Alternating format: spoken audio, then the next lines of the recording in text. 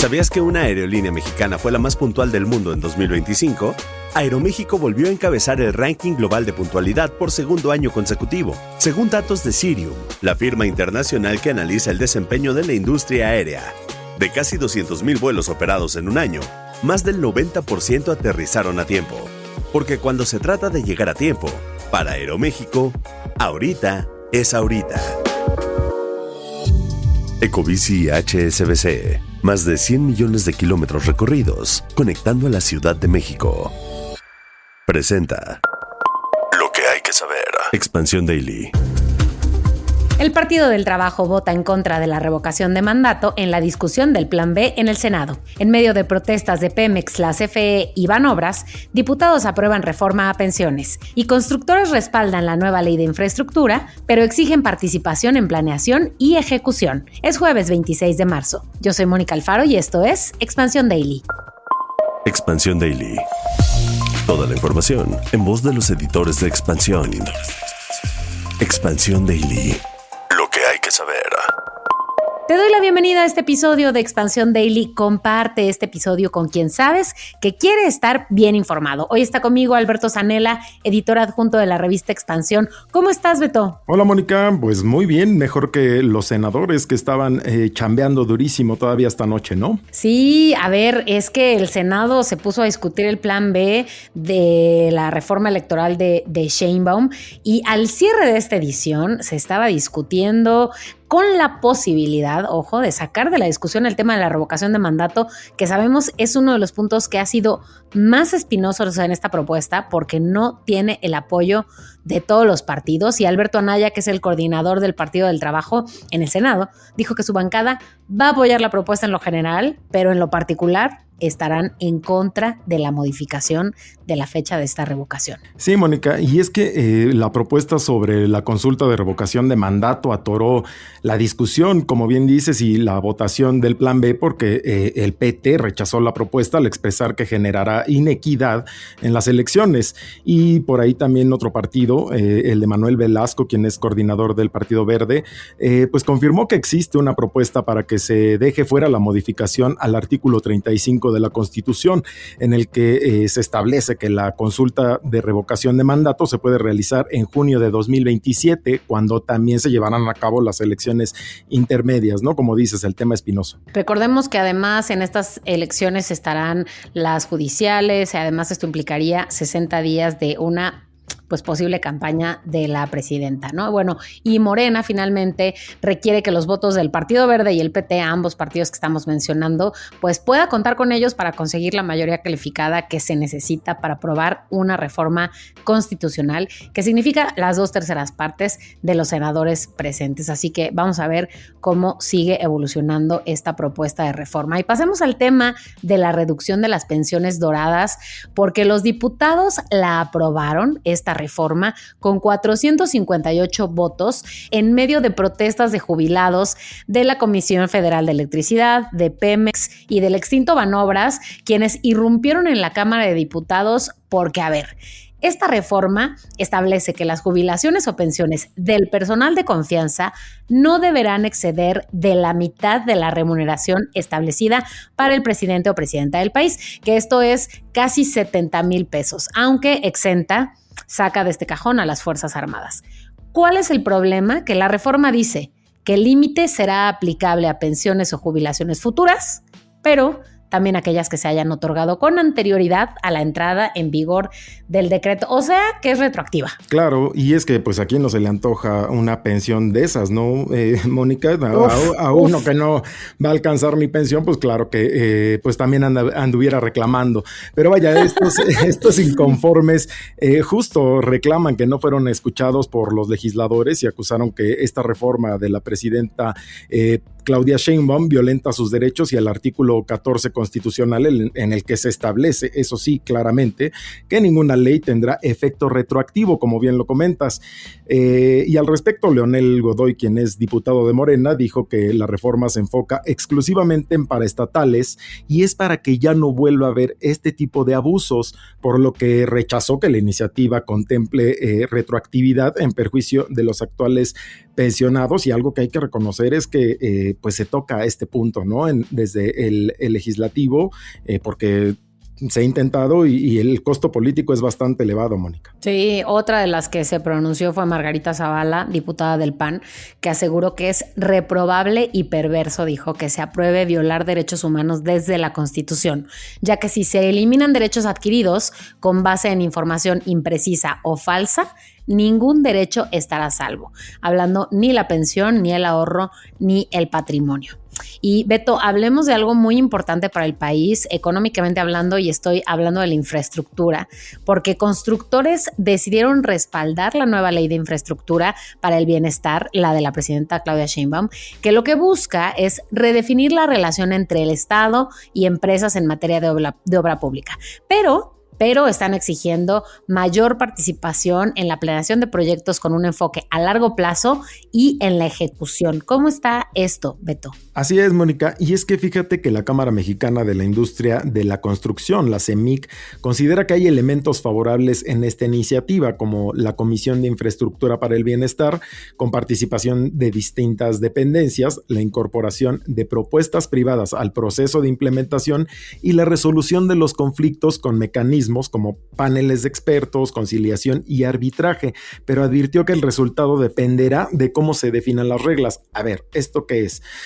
Muchas veces escuchamos o hemos visto en la televisión en los sexenios anteriores que iba el presidente, iba el gobernador, la gobernadora a inaugurar alguna obra y escuchábamos, bueno, es que después de 20 años se termina esta magna obra, la autopista, tal. Uh-huh. Entonces, ¿qué busca ahorita la CEMIC? Es desde la planeación incorporar pues sus ideas, porque considera además que puede aportar tecnología e incluso ideas ya con estrategias sustentables. Uh-huh. ¿Para qué? Para que los proyectos se concreten en tiempo y forma, y de haber pues alguna diferencia entre el privado y el Estado, pues haya mecanismos de conciliación y arbitraje que permita la conclusión de estas obras. Y parte de lo que están exigiendo es transparencia en la asignación de recursos y mecanismos de rendición de cuentas como una condición para que la participación privada se mantenga en este nuevo esquema.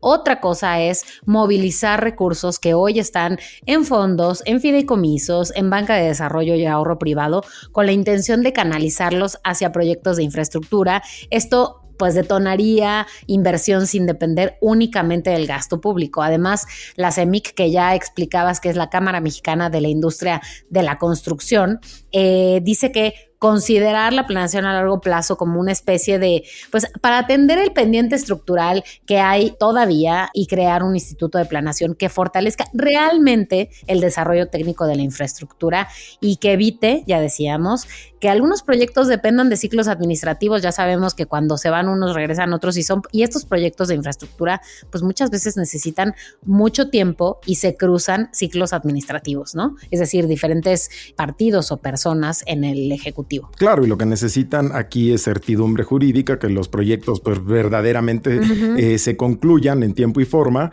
Y pues al respecto también, fíjate, Alfonso Ramírez Cuellar, quien es vicecoordinador del grupo parlamentario de Morena, pues reconoce que teníamos este rezago que bien comentas bastante grande y no había el marco legal, dice él, que diera confianza tanto a la inversión pública como a la inversión privada, y que con esta ley se dará pues eso, mucha certeza jurídica a la inversión. Oye, y en este episodio del Daily, por lo visto, se están juntando los 3 grandes eventos del año, no solamente de información, quiero decir, no solamente la reforma electoral que dijimos, también el Mundial y también el TEMEC, porque lo que les vamos a contar ahora es que estos países que formamos parte del TEMEC buscamos sustituir a Asia, que a ver, se ha convertido la idea de sustituir a Asia en una de las más ambiciosas dentro de la revisión del TEMEC, pero los expertos están considerando que el camino hacia eso, híjole, está muy difícil, hay muchos límites. Los datos dicen que la magnitud del reto de eliminar a Asia tienen que ver con el déficit comercial. A ver,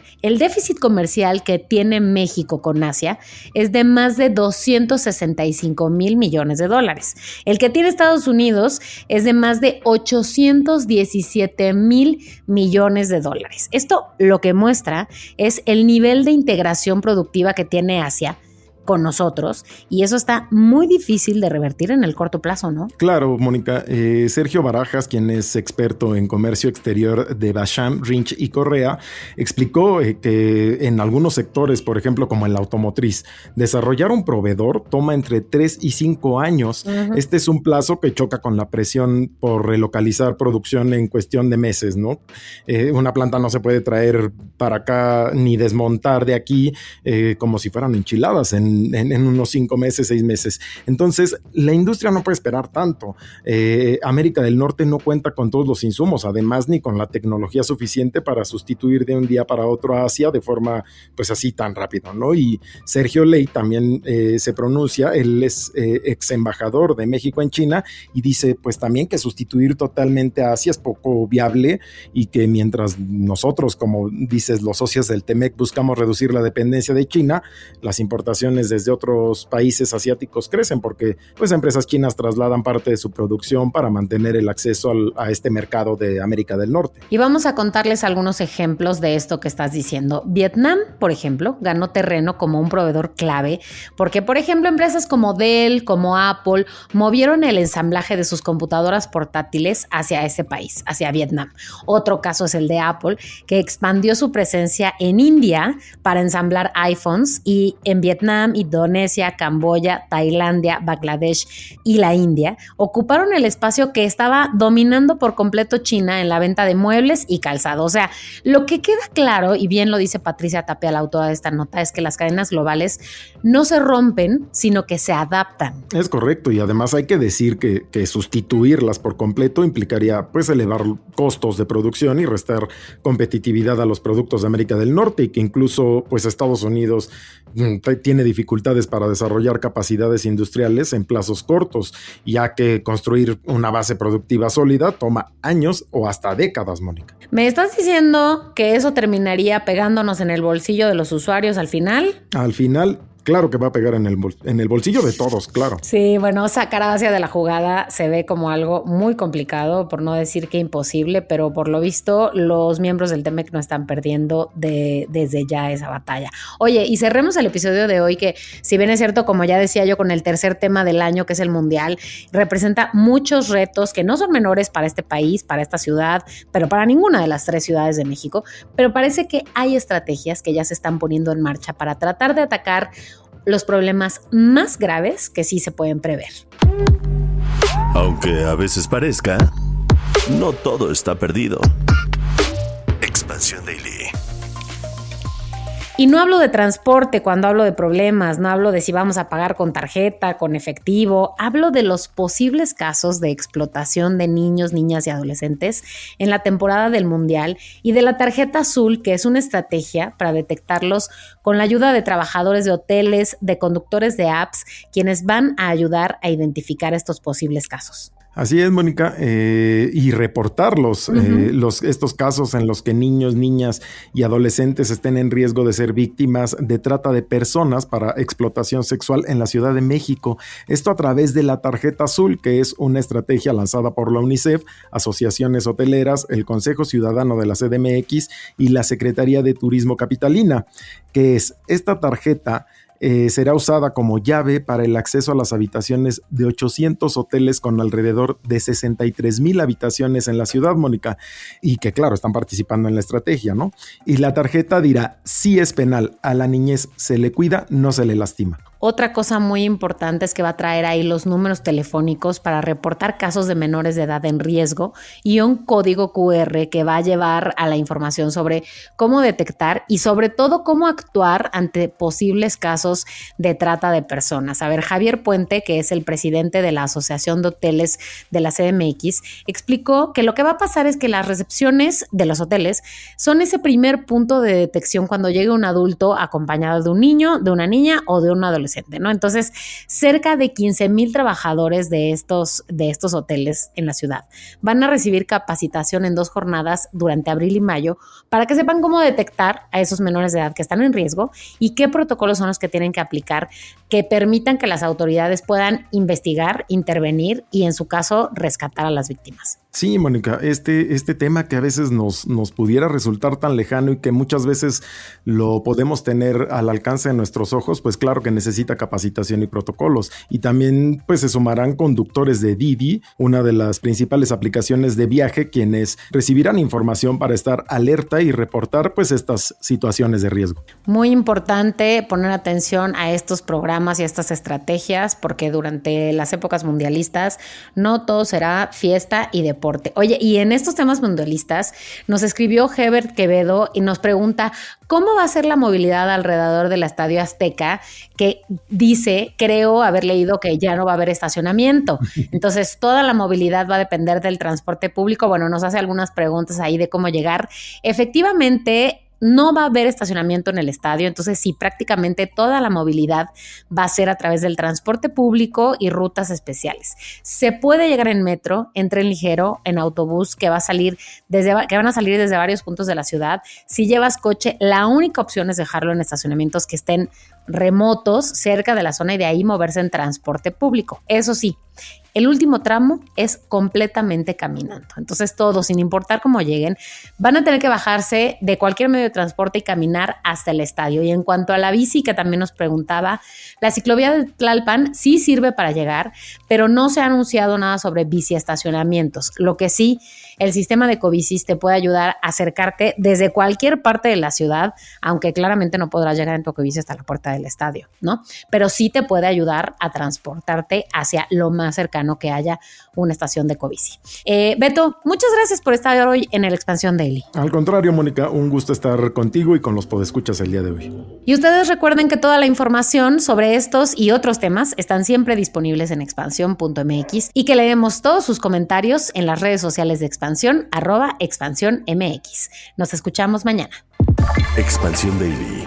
Lo que hay que saber de lunes a viernes a las 6 de la mañana. Expansión Daily, un podcast de Expansión. Este episodio llega a ti gracias a rss.com, el podcasting hecho simple. Ecobici HSBC, más de 100 millones de kilómetros recorridos, conectando a la Ciudad de México. Presentó.